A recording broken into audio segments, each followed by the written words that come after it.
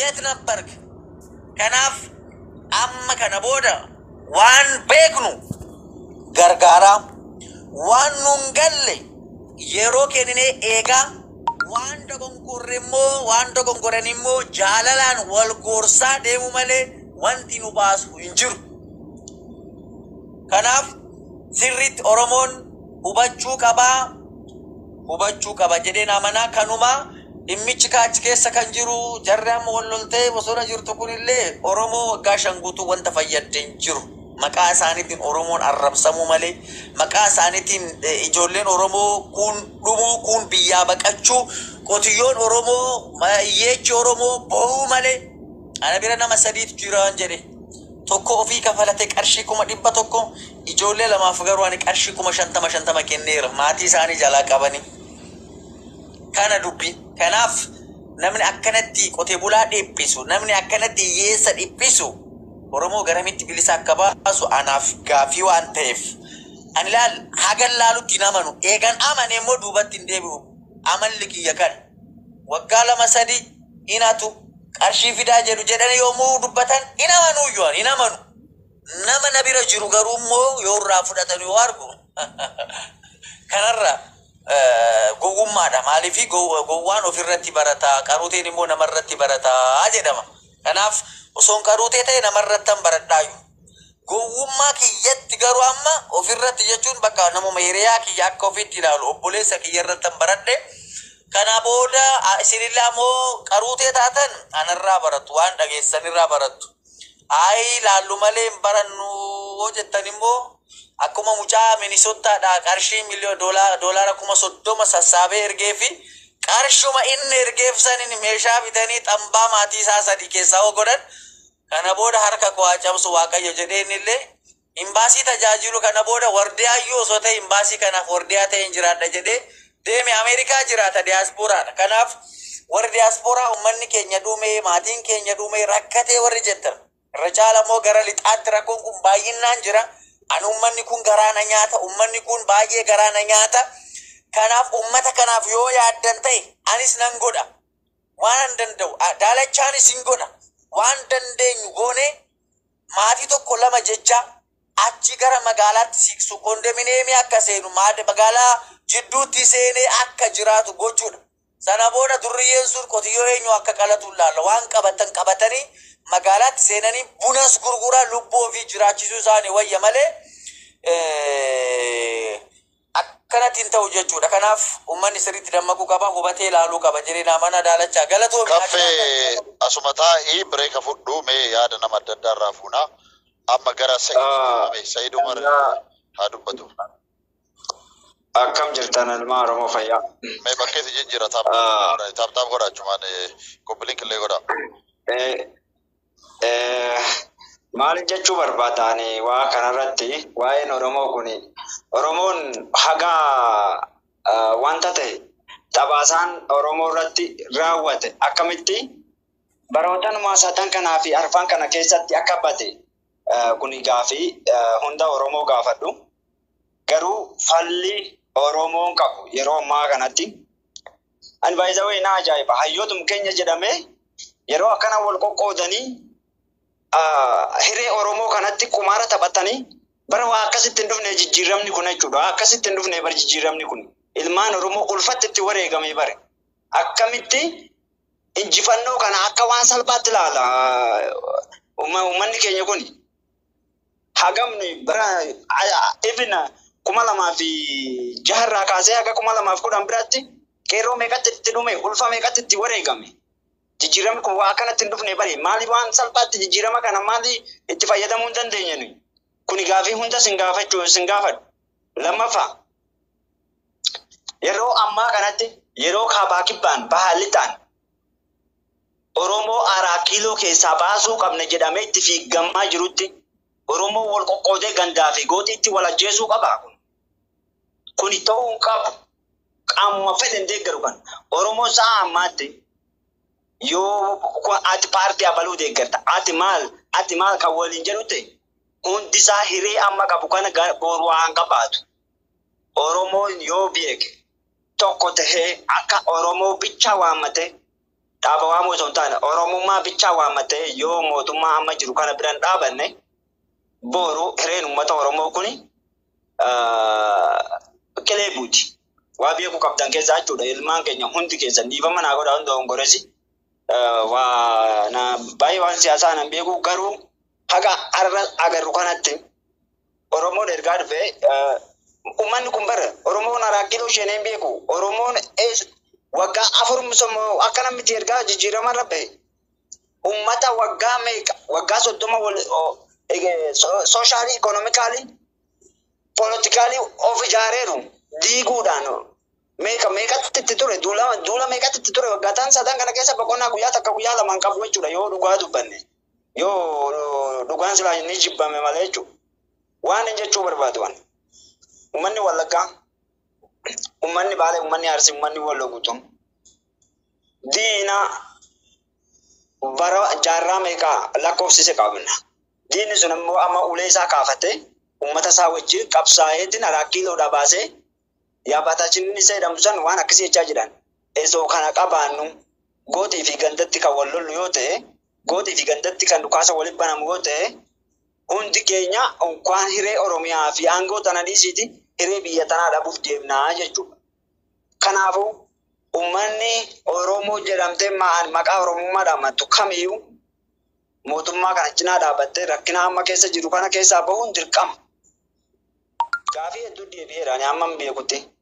Finfinneen irra jirtu tuni waa Finfinnee durii san miti ishiin hammam beekutti ammas. Oromiyaan amma jiruu fi Oromoon amma jirus waasa duru beekuun miti inni. Jijjiirama hedduu jira jechuudha. Gaafii waggaa 10 fi waggaa 15 keessa deebi'uu hin dandeenyetti deebi'aa jira jechuudha. Kanaafuu wal obsee wal cinaa dhaabbatee gaachana walii ta'eeti gaaddisa walii ta'eeti rakkoo amma jiru kana keessaa bahuu danda'uu qaba. Ani haganan jedhame dhumarratti immoo waan itti dabalaan carraa nama biraatiif ganni jaalakiyya baay'ee garuu wanni Oromoo kun baay'ee na aarseera. Wanti kumaarri lubbuu uummata Oromoo irratti taphatamu jiru kunis baay'ee na aarseera. Beeku. Wal mute argante eno jambo itti fufme.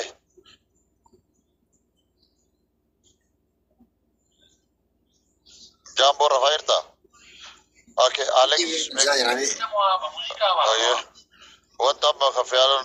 But eno Alex, what you spira? Dalacha galatoomii sagalee lukabat shikaffaano galatoomii baay'ee sin galateeffadha hundumti keessanuu jechuudha. Ittaan suuraa maalinni kan jechuu barbaadu mootummaan jechuudha eega gara aangootti dhufee jechuudha mootummaan eega gara aangootti dhufee akkan argetti akkan naannoo jiraadhutti jechuudha akkan argetti maaliif warroota mootummaa or kaabinee ganda keessa dalaganii fi akka naannoo Oromiyaatti dalagan jechuudha walitti dhiyeenya waan qabuuf mootummaan jechuudha kaabinoota tana jechuudha baay'ee sirriitti wanta mootummaa dadhabsiisaniif hannaa fi wantoota adda addaatiin jechuudha yeroo baay'ee riifoormii godhe yeroo baay'ee jechuudha riifoormii gochuudhaan jechuudha yeroo baay'ee surmaayyuu mootummaan jaroota kan sirriitti to'achuu hin dandeenye kanaafuu maal jechuu barbaade hattoonni hin jiran hattoonni sirriitti jiran jechuudha kan mootummaan kontiroolii gochuu hin dandeenye yeroo mootummaan fakkeenyaaf yeroo isaan badii balleessan jechuudha bakka badii balleessanitti mootummaan deemee ta'u yoo aakshinii fudhachuu barbaade jechuudha odoo mootummaan achiin ga'een asii bilbilamee ta'u maal jedhamaanii informationiin kennamaaf jechuudha kanaafuu mootummaan kun wanti gochuu qabu maa inni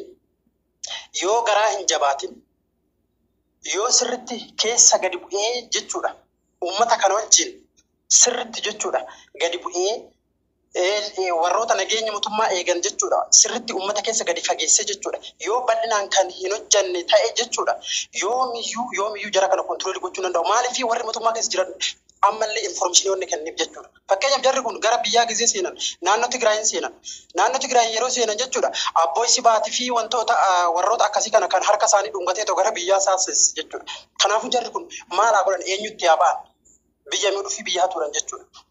Kanaafiyyuu wanti godhamuu qabu maa inni mootummaan sirriitti garaa jabaachuu qabaa fakkeenyaaf naannoo Itayyaa naannoo Asallaa jechuudha uummanni sirriitti bu'aa jira jechuudha halkan yoo sa'a 6 ta'e gara uummataa dhufuudhaan mataa isaanii uffachuudhaan jechuudha artifishaalii uffachuudhaan maal godhanii uummata saamuu, uummata reebuu, dubartoota durbummaa qaban jechuudha. Dubartoota durbaa jechuudha. Fudhatanii naannoo bosonaatti deemuudhaan jechuudha. Dubartoota irraa akkas durbummaa fudhachuudhaan gara maatiitti deebisuu, kaan immoo iyyuu qabanii qarshii gaafachuudhaan sirriitti uummanni miidhamaa jira. Isaan keessallee immoo jechuudha baqatanii kan magaalaa Asallaatti galan namoota hedduutu jira jechuudha. Qabeenya isaanii dhiisanii horii isaanii saamamanii qabeenya isaanii saamamanii jechuudha. Kanaafuu mootummaan sirriitti harka isaa sirriitti cimee yoo jara kanarratti tarkaanfiin fudhatin jechuudha. Yoomiyyuu jechuudha. Jara kana sirriitti dhaabuu hin danda'u jechuudha. Kanaafuu uummanni Oromoo wanna gochuu qabnu jechuudha. Eegalamni tokko nu harkaa ba'ee bo'uu hin qabnu. Kanaafuu har'a kan Dr. Abiyyi bira dhaabachuu qabnu jechuudha. Yoo xiqqaate yeroo bireekii wayii kennuufi qabnu. San booda yoo inni hojjechuu dide yoo inni jijjiirama fiduu baate gara waan nuti deemuu danda'amaa jechuudha. Gara filannoo biraatti deemuu ni danda'a. Kanaafuu kanan jechuu barbaada. Baay'ee galatoomaa Daarachaan. Yaa kun akkana gaggabaabsaa haasaa akka amma Alex dubbate kanatti gaggabaabsaa haasaa ati dhaabdeettaa makiinaa daalu moo qorqoraatu lafarra harkisaatti eenyu hurri meeqaa jaambo okay jaambo kafe nagaa kafe loon jirame injira yaa Adeero jira nagaami jirra gaariidha. ayye ani ammas deebisee waa jedhuu fedhu ijoolleen kun naannaa jirtutti hundumti isaanii uummanni naannoo sanaa sirriitti isaan beeka. Warra haatullee, warra qalullee, warra ajjeesullee, warra dubartiillee gudeedu hunda isaanii mootummaa isa gubbaa jiru otoo hin ta'in uummata naannoo sanaatu beeka. Uummanni naannoo sanaa rakkina isaa argeera waan ta'eef kanaan booda mootummaa faana dhaabbatee nu ijaaraa jedhee yoo ijaaran fuuldura dhaabbatuu qaba. Jaambo inni tokko ijoolleen modereetaraa warra nu blog gooner blog keessaa baafne jettanii moderator keessanillee kaasee isinillee blog godha. Nama tokkollee blog keessaan baasina. Ka blog keessaa baasuun moderator akkasii kenneef haa blog gootaniif haa mute gootaniif achiin alatti nama hin baafne jettanii mana kiyya nama hundisa abbaa baasillee waan nama hundisu blog isin godha. Itti fuufi Jaambo. Kanaafi uummatatu beeka jara kana. Ijoollee isaaniiti naannoo isaaniiti kan jiran amma maaltu ta'e dhiyoo keessa naannoo Jibaat jedhamu gara Shawaa Lixaa rakkina ture Jibaati as dirreenchonni something waan akkas jijjira naannoo sana akkas rakkisaa turan achi booda maaltu ta'e uummata wajjin walii galame jaarsolee biyyaa wajjin walii galame goote alaa fi maal akkasii kan wajjin walii galame fidaa jennaan warra kaan guuranii fidanii warra kaan naannoo sanaa badde jechuudha. Tokkoon shillee dhaabanneen badde naannoo sana. Kanaaf uummanni harkarra qabuu dhiisee ijoollee isaaniillee yoo ta'e badii guddaarra ga'uurra baduusaarraa mootummaa wajjiniin yookiin walitti araarsuu yookiin dabarsee mootummaatti kennu. Kan beeku mootummaa isa federaalaa yookiin isa naannoo otoo hin ta'in uummata naannoo sanaatu warra hatus, warra balleessus, warra hiiksisus, warra zarafus kan beeku uummata naannoo sana. Wanta uummata dhokate hin jiru. Opereeshinii yeroo baay'ee ta'a. Opereeshiniin gaafa ta'u uummanni fuudhee ijoollee isaa iddoo biraatti galcha. Warri hatu qarshii fudhatee gara magaalaa deema. Gaafa mootummaan nama gammachiisu dubbate. Thank you. Barbeettan Oromootiyya ani ilma jaarsaati mammaakuu malee waa dubbachuu hin danda'u. Namni mana tokko haamu yookaan namni mana tokko qabu citaa waliin saamuu jedha Oromoon. Nuti hundinuu kan deemnuuf waan tokko bichaadha. Waan lama, waan sadii, waan afur fiif miti kan deemaa jiru Oromooti. Nuti yoo dhugaa dubbanne akka ilmaan Oromootitti waan takka malee waan lama kafeenu tokko jiru. Lama fakkeenyaaf Oromootiyya intalli garaa laaftu obboleessaa fulfoofti jedhan. Gara laafis ilmaan Oromoodha. Gabrummaa waggaa 150 nurratti baachisee jechuudha. Maaliidhaaf gaafa jenne Dr. Abiyyitu waa jenne. Kanaan dura dasee dhaqeeti yeroo an jedheen afaan makeenna haasaa jira jarri nu dhaggeettu. Warra afaan beddoo jiraatti malee. Gaafa anini ilmaan Oromoodhaa aangoo dabarsee yookaan isin caalchisee isinii kenne ganama masaraa mootummaa kana isinii gadhiisaa jedhe. Mee ilaala Oromooti. Alagaan haga barbaadde xuuntoo afaan keettu alagaan garaa siin laaftu jechuudha. Yoo dhugaa dubbanne jechuudha. Tanaan dura Jawaar Mohammaditu onnoo dhaqee natti miidiyaa warra ollaa kana bira dhaqeeti irratti duulanii ari'an. Ari'anii galchaniiti maal jedhanii Oromoo beela ari'anii gara keessan dhufe jennaan gadi ba'anii Oromiyaa miidiyaa neetworkii kana gad dhaabanii gadi ba'anii jechuudha. Dubbiin Xaqilaa Ministeer Dr. Abiy Ahmed haga barbaade inni Oromoo haa ta'u malee hundaafuu sabab sablammootaafuu mootummaadhaan. Mootummaa hunda isaatu sabab sablammoota ijuma tokko laala. Garuu jarri kunniin gaafa isaatti dhiyaattee jettu dasee keessatti kan korma kennuu fi malte re'ee kenniteef jechuudha. Hayyuu akkana jiru kanaaf jechuudha. Har'a yoo dhugaa dubbanne gaafa jarri warra ollaa fagoo nurraa jiran sunni ilmaan Oromoodhaa waggaa 30 gaafa lafarraa dhuguuttu kan dhiiga ilmaan Oromoodhaa takka nu kafale isa. Mee namni tokko gadi ba'eeti mee akka isaa hojjedhe haa jedhu hin jiru. Kanaaf jaalala guddaa qabaafan Dr. Abiy Ahmed. Dhiiga ilmaan Oromoo kan waggaa 30 akka hoolaatitti kan nu jissanii nu qalaa turan dhiiga ilmaan Oromoon dhiiga deeffatan. Maal jedhe guyyaa tokko miniyaa poolisii kana keessa gaafa dhufu waa jedhe Oromoo jedhe jedhee poolifeeti. Oromoo mo'atee 4 kiiloo seenuu dhiisiitii jedhe. Osoo mo'atee 4 kiiloo keessallee akkuma jiru kanatti Oromoon hin ciisuu jedhe. Uf dagatee hin ciisuu jedhe. Itti leenjifnaa jedhe. Garuu akka Oromootitti ama maal dalaguu qabna gaafa jennu Dr. Abiy makanayyuu dhagaa irratti darbaturra itti siixxeeti jabinna isaatii fi laafissa isinni 4 kiiloo keessa jira. Nuti warri jala jirru ummaa hojjan. Inni 4 kiiloo wambarii kan karata. Warri jala jirru kun akka Oromootiin wal jabeessineeti maaf hojjette? Hojjetinaan hin jedhe. Hin dalaginaan hin jedhe. Hin jedhe.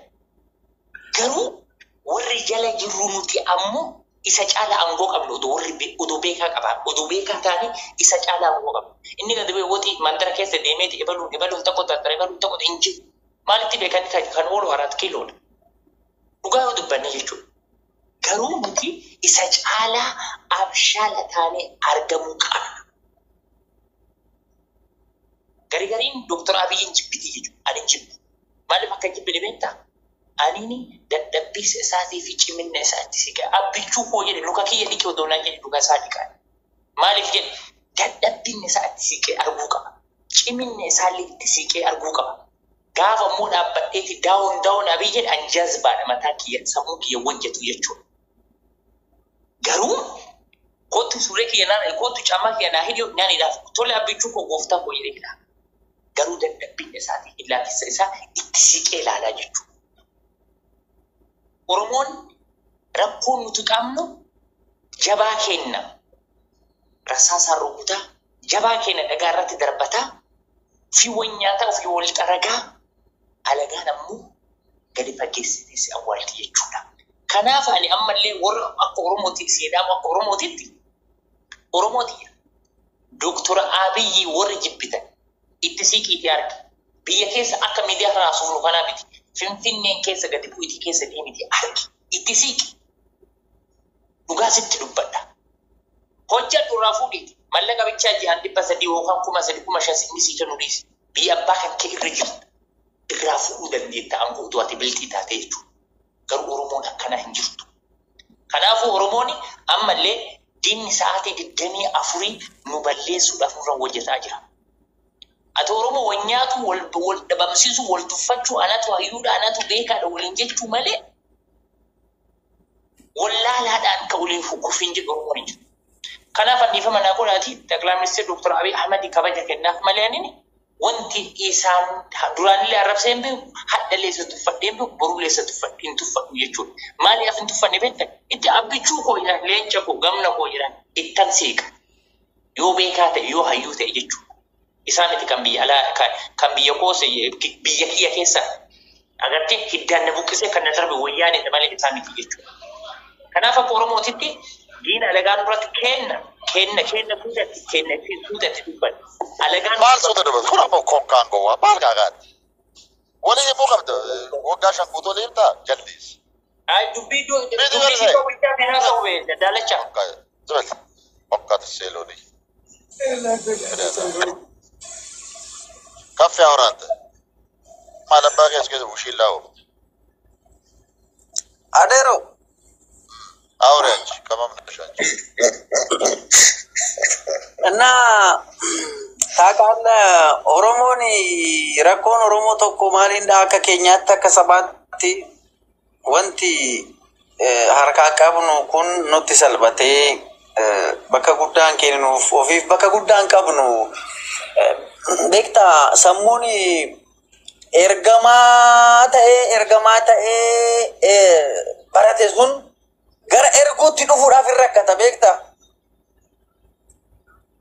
Amma obbolummaan ajaju waanuma bakka ajajaa ta'e ittiin fakkaatu waan hoogganaa jiru ittiin fakkaatu amalamu ergamu malee erguurratti beektaa iddoo guddaa ofii waan hin kennineef wal tuffata. Siigalee tuffata malee of tuffata exactly of tuffata beektaa amma ati fakkeenyaaf እኔ የሃይማኖት መጽሐፍ ማነባለሁ ምን ዱብሳ ካን ቤክታ ሊደርሺፕን ወኖ ኢሰላማቱ ጅራ አማ ዶክተር አቢ ቤክታ የሰርቫንት ሊደርሺፕ የሚባል ነው ይዞ የመጣው ሰርቫንት ሊደርሺፕ ቤክታሚ ነማ ሆጀቴ ነማ ሆጅሲሱ ነማ ገዲጀዴ ወጅሲ ወጂን ገዲጀዴ ሆጀቱ የሮኒ ገዲጀዴ ሲወጅ ሆጀቱ ቱፈቹ ጀልካ ኦሮሞን ኬኛ አርጊቴ ነሞ በረቴ ቶልቲኬ ሰበሪዮላል biro betul keso sojuru sabni kun kan dofa ubi badia mana barumsa osum fitin fide gashi yene ta mammer gashi minamir wal tule bakka gudda olages kenya isa barate yu gadar kisi buse inni barate mo isumam baranne san gaditume achitti biye jala dabale ono jeda kana rabane inni baranne isa barateef abome ajajame inni barate mo isam baranne barsiisuudhaaf akka obboleessaatti ofitti hammate dadhabaa keenya wallaalaa keenya nutu gorfata jedhee hammate kanaaf wal qabannee deemuu qaban ani amma boruurraa jalqabee yuutuubii kiyyarrallee bahee nan dubbadha dooktar abiyyiidhaaf kanarraa jalqabee har'arraa jalqabee carraan kennamuufi qabaadha akkuma duratti dubbadhe sani ani durriyyee baqadheetan deemee biyyaa malee mootummaa baqadhee miti durriyyee turakkisaa jira Oromoo dhugaa tana dubbachuuf bakka komijeeffadhe kanaaf durriyyee kanatti walitti baana har'a boru jalqabaa kaane jawaarirraa jalqabee jaaldaa'uun obbo Maraarraa hangafoonni hunduu walitti baanii har'arraa jalqabne takka jennee carraasii kennine haga filannoon kun dhufutti nus filannoo indorgomna haga filannoon dhufutti waa takka siin jeeqnu siin tuttuqnu hojii kee hojjetadhu jedhee qabsaan Oromoo hooggantoonni polotikaa Oromoo takka jedhanii carraa kennuufi qabu. Dhugaa sammuu qabna taanaan mee ji'a sadii ol yeroon kennameefii jira aangorra bahee qarshii miliyoona 80tu kaasnaa mootummaa keessa jira bareedoon aangorra bahu. Miliyoona 80 jechuun abbaan qabeenyaa Oromoo ka jedhamu abbaan qabeenyaa Itoophiyaa warquu Hayitan Ofaayyuu kana ol baay'ee qabu. Qabeenya nama tokkooti kaasnaa mootummaa keessa kan ture. Yeroo Dr. Abiy aangoo qabatu ji'a sadii ji'a afurii ol mindaa osoo hin fudhatiin hojjettoonni mootummaa biiroo keessa hojjetanii jiru. Kadhatee deemee miilarra kufeet fidee doolaara biliyoona 3 natti fakkaata warra Dubaay irraa fudhatee United Arab Emirates irraa kaasnaa mootummaatti dabale. Argitanii carraa ji'a sadii maatii tokko bulchuufu jaalalleewwan lamaan wal baruudhaaf ji'a sadiin ga'u biyyaa fi mootii hoogganaan biyyaa tokko dhiisiti kanaaf haa jenne walitti naafuu dhiisne beekamtii walii kennine wal tuffachuu dhiistanii takka jettee Oromoon carraa jiru kennu amma takka takka jenne waggaa tokko lama sadi jenne haga filannoon dhufutti carraa kennine diina waloo keenya dhoorku irratti fookas goone diina waloo qabna diina waloo keenya irratti xiyyeeffannee obbolummaa keenya cimsannee deemuu qabna. Kanaaf borurraa jalqabeen illee miidiyaa kiyya Facebook illee TikTok kiyya irrallee ergaa tana nan dabarsa carraa tokko jennee kennuufi qabna jedheen amanaa mujiraadha dhalachaa ko adeeroo ko sin jaaladhaati faayidaa homaa barbaaddee miti. Faayidaa waan kana kanneen buqqee uummata biyyummaa waliin qabu dadhabanii garanaan tafolarraa baa deemanii marti isaaniitu uummata takka uummata haayilaaksii irra wallan feetiin arginitan malee araara dhaqu jedhu jaldeessa. ግማሹ አከሚቲ ናምቢልቢሌ ጀደ ግማሹ አከሚቲ ዱፌን አላለ ጀደ ግማሹ አከሚቲ አና መሰራ ሞቱማት ነዋም ጀደ ግማሹ ነምቺ ቆይ ጽዋ ቀማሽ አይደለ ሰርተፊኬት አዳ አይደለ መታወቂያ ሰጪ ቀበሌ መታወቂያ አዳ አይደለ እንዴት ያገር መሪን አንተ ለቅሶዬን አልመጣም ሰርጌን አልመጣም ለሰርጌ ያልደወለልኝም የሚላል እኮ ለእንትን ትላላለልኝ ምናምን ማት ጉድ እኮ ነው መሰማው ውስጥ ያን ችግራቸውን ያመጡና ወደ ፖለቲካ ተጎዳ ካፌ ማን ተጎዳ አሁን ማን የተጎዳው ቢጎዳው ኦሮሞ እኮ ወለጋ በለው አርሲ በለው ቱለማ በለው at the end of the day ዜሮ ኦሮሞ ይሄ የአካባቢ ስም ነው ግን ህዝቡ ሰላም አጥቷል አይደል ህዝቡ ሰላም ያጣው ለምንድን ነው ኦቴ ከነ ማልቱ ቁራሳ የናን አርሲን ዋንኬስ ይሩ ይል ቁራሱ ቁራሳ ይገለ ኡማን ማብረ ቀዳረ ያተ ወረሻኔ ተነሱ ይል ሻኔ ማል ዱርዬ ገደ ከሳት ወልቀ ቀበምተ ጭቲ መታ ወሊዳ መታ ጎታ ዶፍታ ኮት የተ ነቀምቲ ራንተ ለቀበተ ዲም ኢርሰለት ኮካ ባለጌ ብልግና እኮ ሲረት ቢልቢለኒት አዶራ ከር ግሪፌንሳ ጎታ ዶፍቲ ጀደን አኒ በርከነ ላሊ kanat oromo bilisa basa balage akana duriye konkan adele ngar dalacha amma namina nadirki sunjirumi ajalu ne gadu e boda osana seduf kutadde kayen tureyu la dugasi harran dubbadal anta demts mona yallebes ሆነ ፋራነን ጫካ ሁሪ ግባ ሁሪ ይችላል እሱ ነው ጫካ ይነበር ናደገይ ናማቶኩ ስማ dugasi tibaba debuda la nangala kuko wame ani deemune dadan jarri barakana anjeti akam jennan atakana nanjeta jerenanis sala kafiyalo adille mata daata dogaru tigaroli mata daata silare mesa kam sema moju balikar examen wigi si katalani rayo kan adani batata dette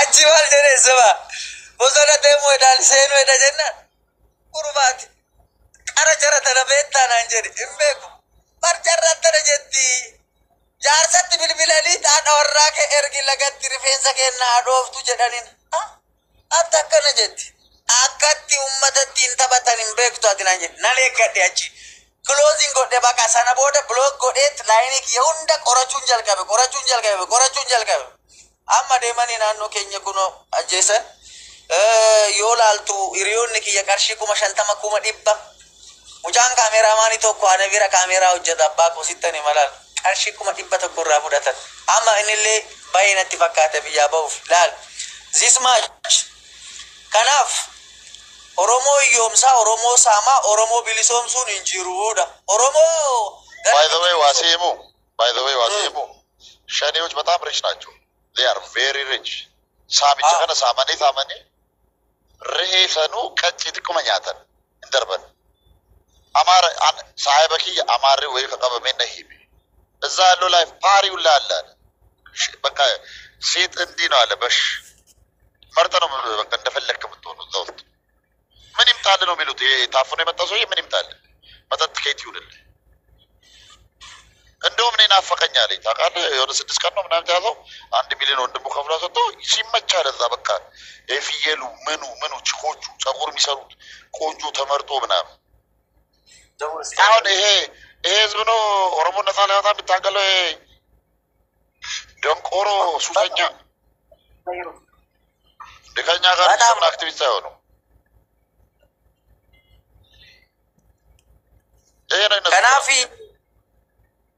ከናፍ አከሲ ሜ Bishaan inni dhugaa jiran suufii fa'aa dhugu jedhan biiraa fa'aa soofii fa'aa kaappii keessa.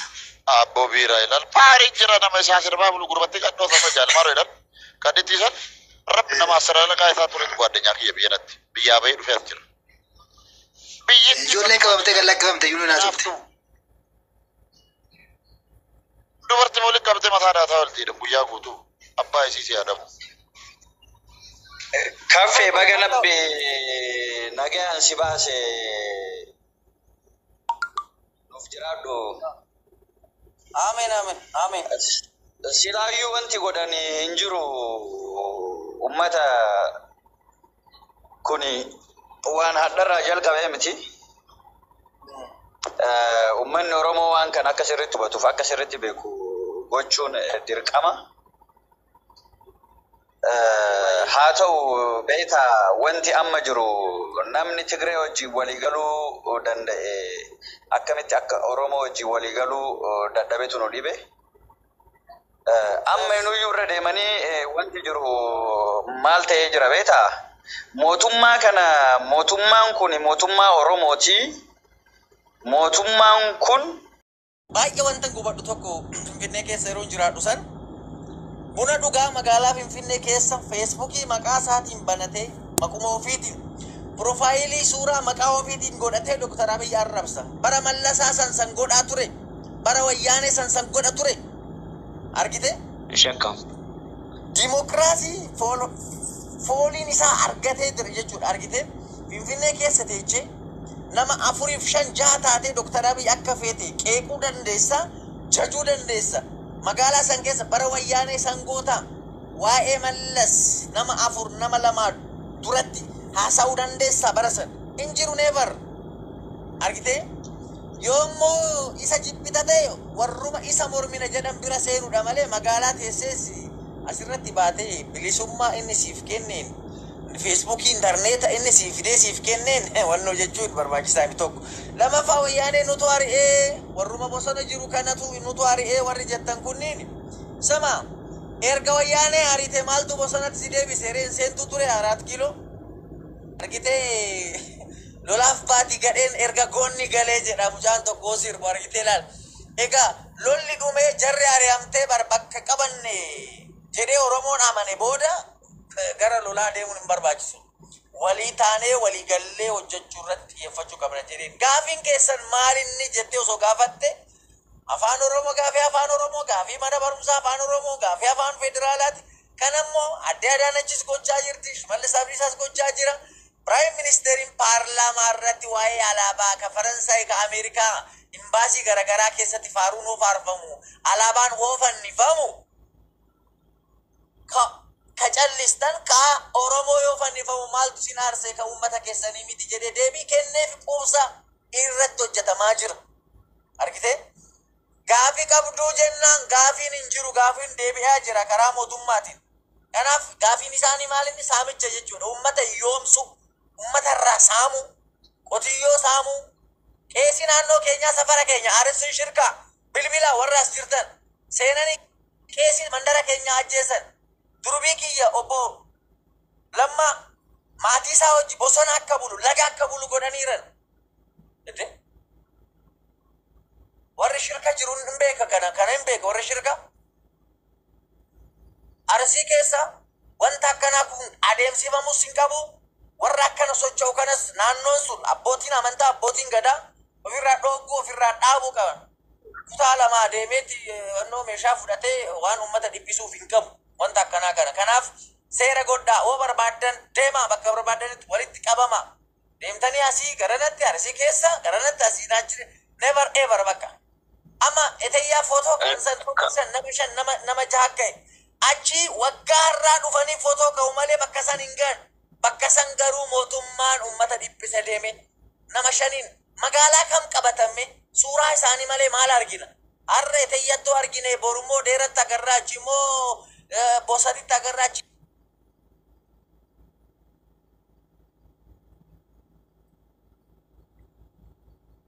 Kana ofirraa dhaabuu qaba uummanni yoo jiraatellee bahee gara alaa informationa kennuudhaan bakkuma jiranitti akka qabaman akka seera jala oolan gochuu qaba uummanni. Haaseen ammanallee seensisa baati teknooloojiin amma bal'aadha. Ijoollee karaarraa argitaniin osoo bilbilchiistan nama tokkotti achumatti bakka jiranitti to'annoo jala akka oolan gochuu hin dandeessu. Kanaaf sirriitti ofirraa qulqulleessuu qaba. Waan Oromoo fayyadan hin jiru. Qotiyyoon Oromoo, hiyyeechi Oromoo bo'uu malee. Kanaaf ummanni naannoo irra caala gatii kakafalee sababa isaaniitiin uummata lixaa kana wal gargaarree ummaticha akka of beeku, akka wal beeku, akka rakkoo jiru beeku gochaa hattuu maqaa isaatiin gurmaa'ee garuu balleessuu qabna jedheen amana. Kanuma. Annaa galatoomi daalachaa.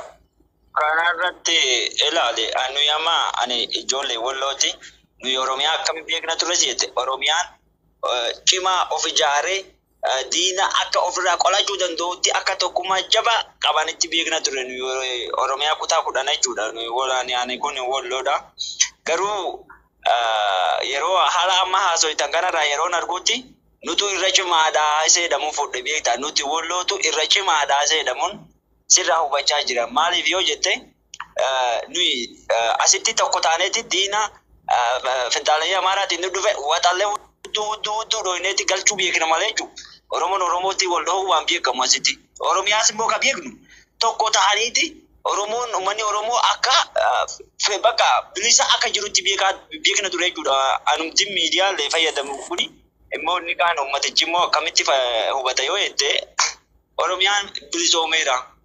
Yookaan immoo Oromoo kuni nageenya argateera. Nuhu isa Oromiyaa jala bullee lolli amma daangaarraa nutti adeemsifamu kun ni dhaabata ture iseedhamu.